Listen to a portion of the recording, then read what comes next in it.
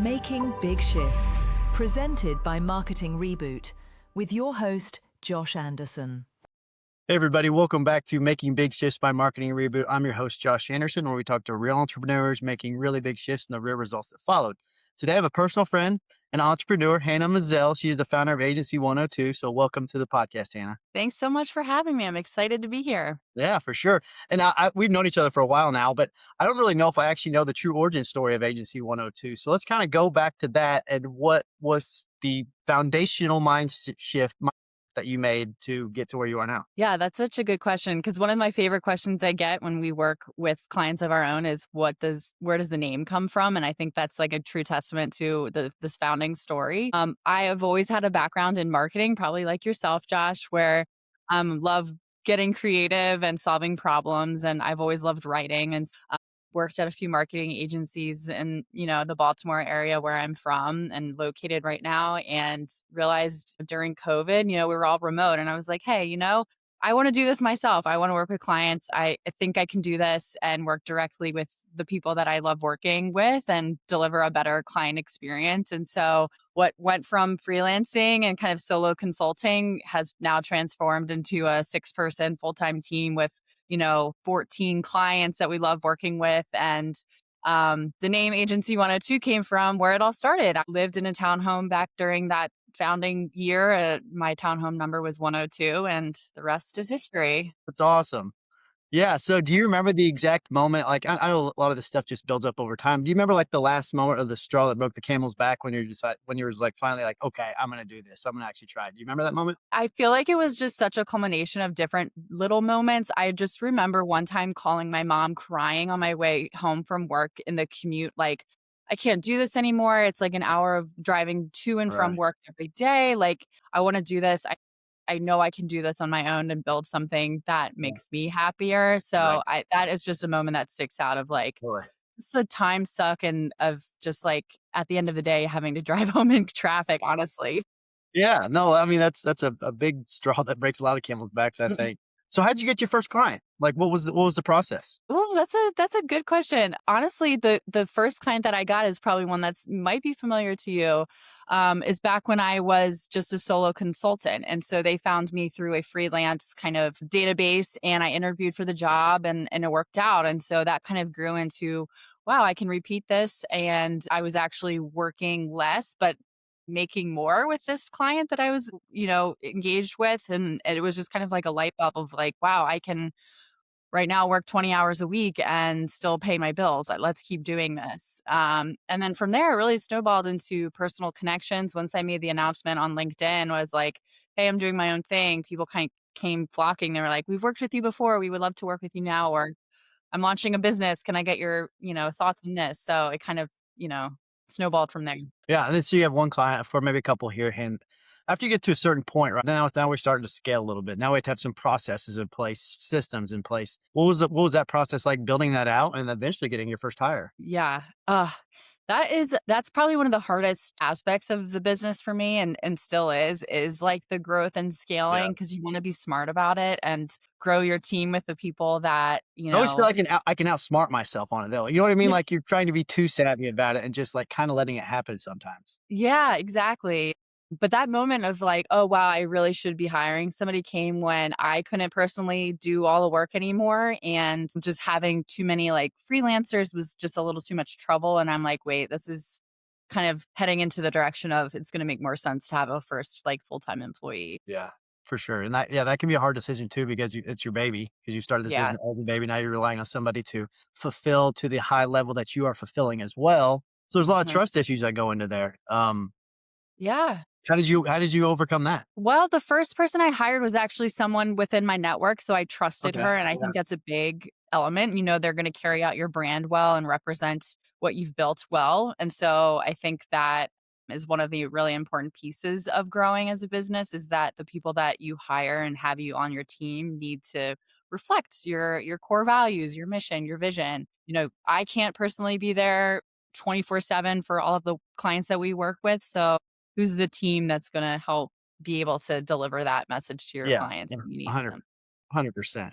So yeah, as we're early in the business early in the life cycle of your business, We still might be too yet. But as you were getting more clients, getting systems built out, what was something early on that was easier than you anticipated? Like you had in your mind, like maybe this was going to be so hard, but kind of just took care of itself.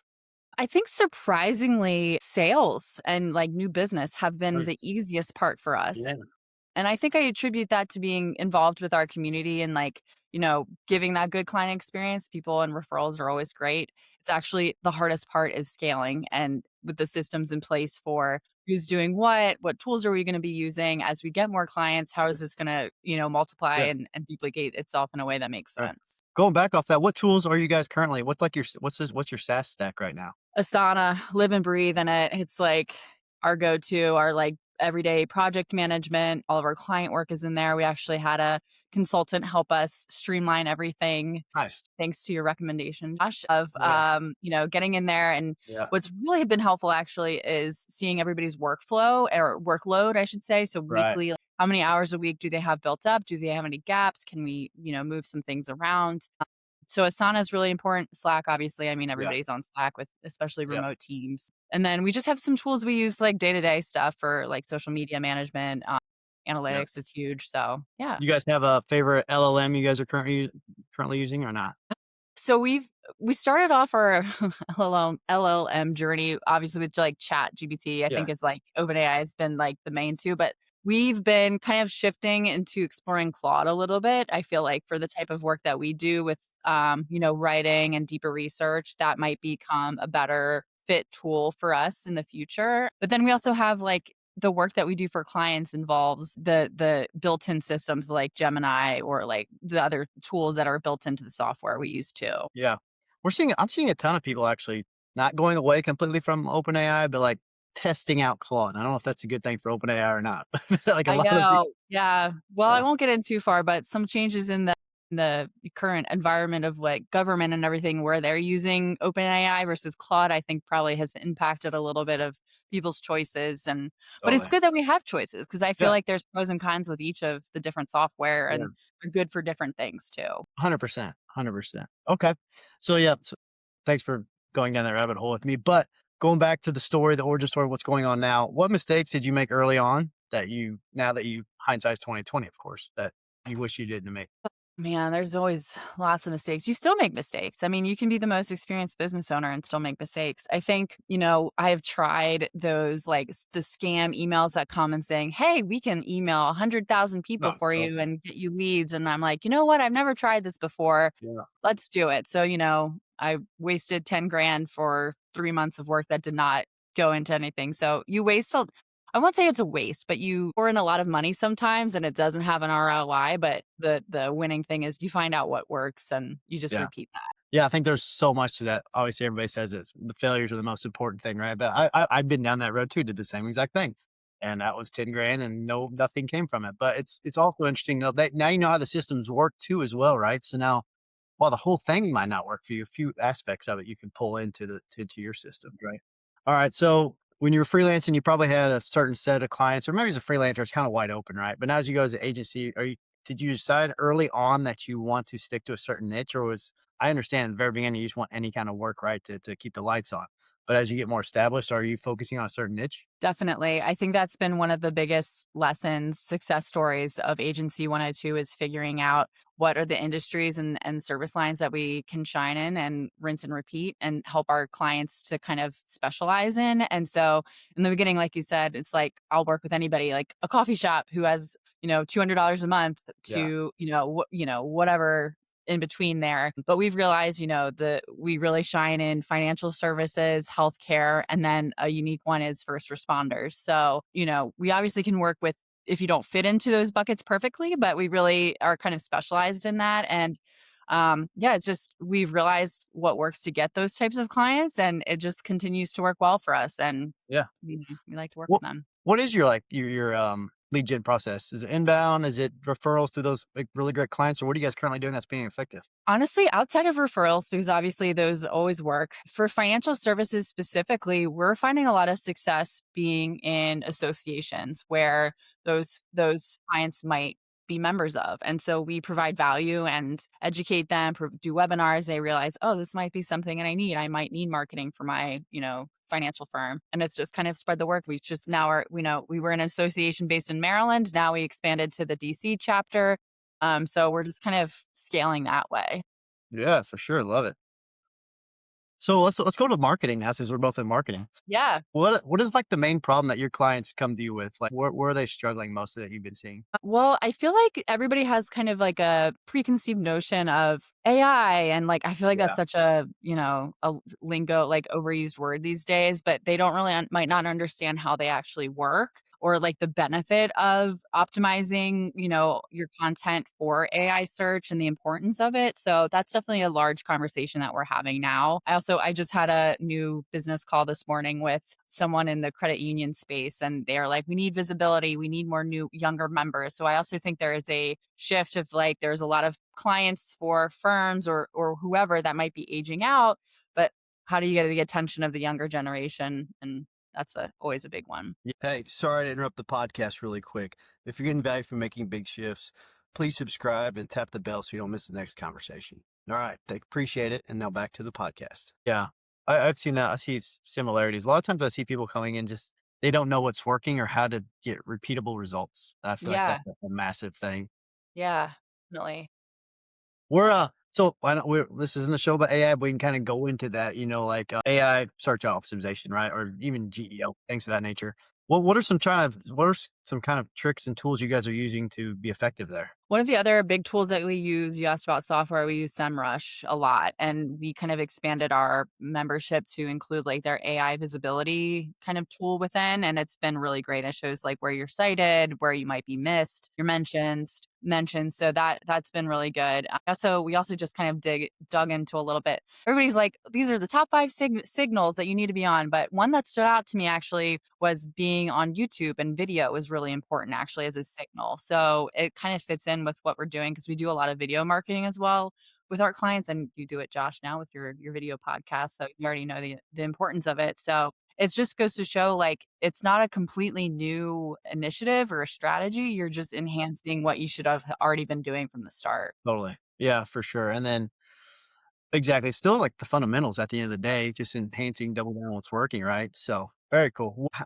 I know this is a loaded question, and AI is just on a speeding runaway train, right? In the next 3 to 6 months, how do you see your company Agency 102 utilizing it more or less, or how do you see you're going to implement it more? Yeah, I mean, there's some moments where I stop and say, like, am I getting more dumb because I'm using AI too much? Like, Yeah, is it starting to think too much for us? But I think if we're able to kind of pivot and use it in a way that it makes us faster and more efficient and think of things that we wouldn't like challenge our normal way of thinking versus thinking completely for us. I think that's the direction we're headed into, yeah, and then something as a writer, with that background, it's like, how do I make this sound not like AI written by AI? totally. Like, Yeah, do you also like less M dashes or like less like this and that? Like, you just can tell when something's written by AI. So there's just always like an additional editing process for content. yeah. I was having a conversation with one of our colleagues we both know,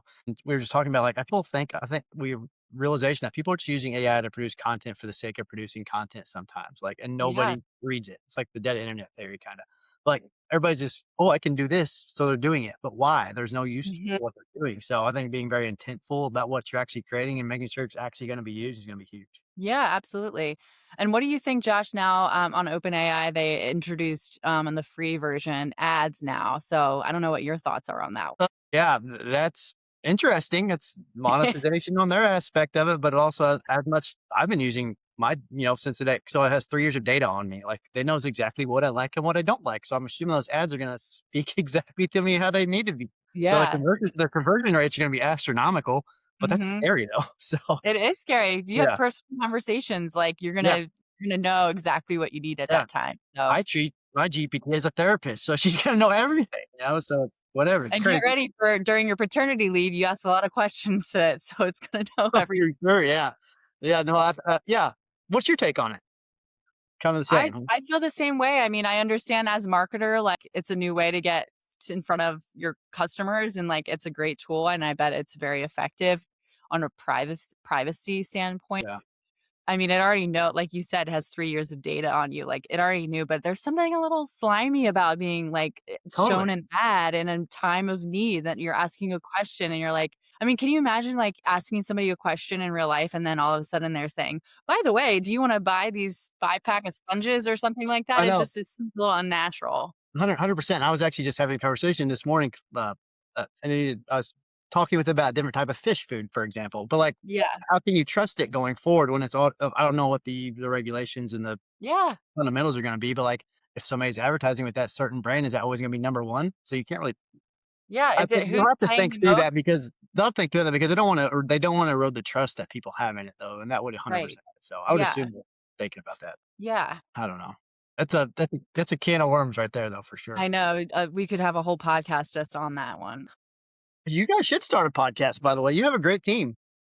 We've talked about it, and I've talked about it we have a videography partner that we use, and so she has a really unique perspective on like video and visual content, and we work together a lot. And so we're like, we should have a conversation or start a podcast. But I also don't want to start a podcast to start a podcast, but I want to have a perspective. You have a good perspective here, and I think you got a good thing going. So Oh, I appreciate it. Yeah. I mean, the yeah. whole reason I started this thing was to talk to more people like you. So it's been fun. We're like going back to your agency and the small Mhm. team you have there.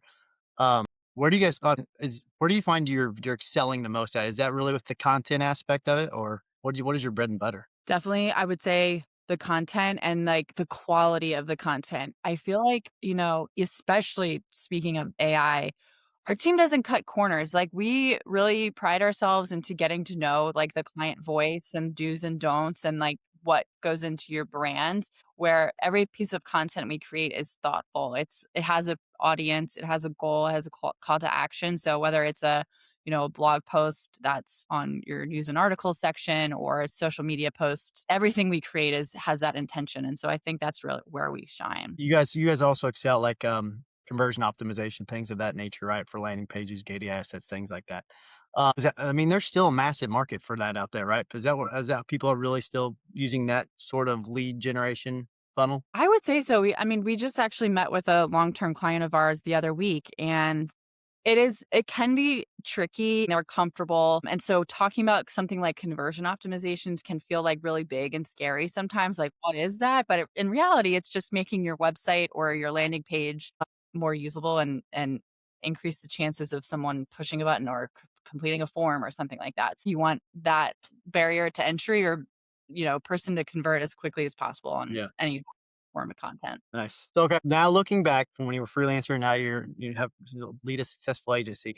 How does your Mhm. viewpoints change now over the years? Instead of operating in fear of like the what ifs, you're now operating in like, okay, let's just keep going, like control what you can.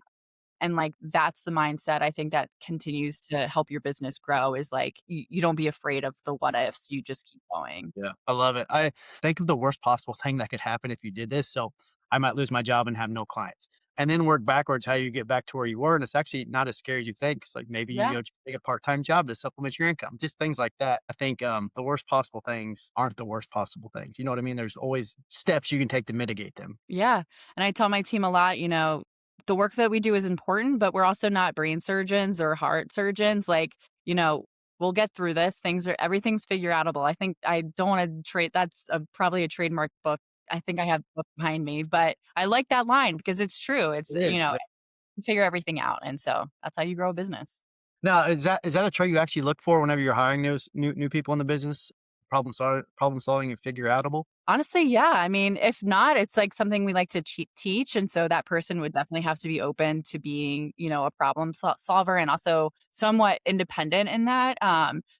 We have so many resources at our disposal, whether it is like search or articles, blogs, like the answer is out there. And if not by experience, like, as business owners, you face it every day and you're like, oh, next time I'll do that a lot better than what just Totally. happened. Yeah, for sure. Well, as we start to wrap up the conversation, where can people go to find more about Agency 102 and yourself? Very exciting. Well, we're on all socials. So just, As to be practicing expected, right? Yeah, yeah. practicing what we preach, but you can find us agency.com, a little more about us there. And then we're very active on LinkedIn, and then just some fun behind the scenes stuff on our Instagram and Facebook. Nice. Yep. Great. And finally, any last parting advice you'd have for the listeners over anything we covered today? I just want to reiterate, just like take the risk, take that first step. It's so hard, but rip the Band-Aid off, and the only regret you'll have is that you didn't do it sooner. Very good. Very good. Well, Hannah, thanks for being on the podcast. It's always a privilege to get to talk to you. I appreciate it. Yeah. Thank you so much for having me. This is great. All right. And for everybody listening to Making Big Shifts, thank you. Please be sure to like, subscribe, and share. We'll catch you on the next one. Hey, guys, thanks so much for listening to Making Big Shifts by Marketing Reboot. It would be a huge help to us if you subscribe to the channel and share this with somebody that you think needs it. Your support helps us continue to bring great guests on board and keep the conversation going. Have a great day. Thank you for listening to Making Big Shifts. Like, share, and follow for more. Join us next time on Making Big Shifts, presented by Marketing Reboot,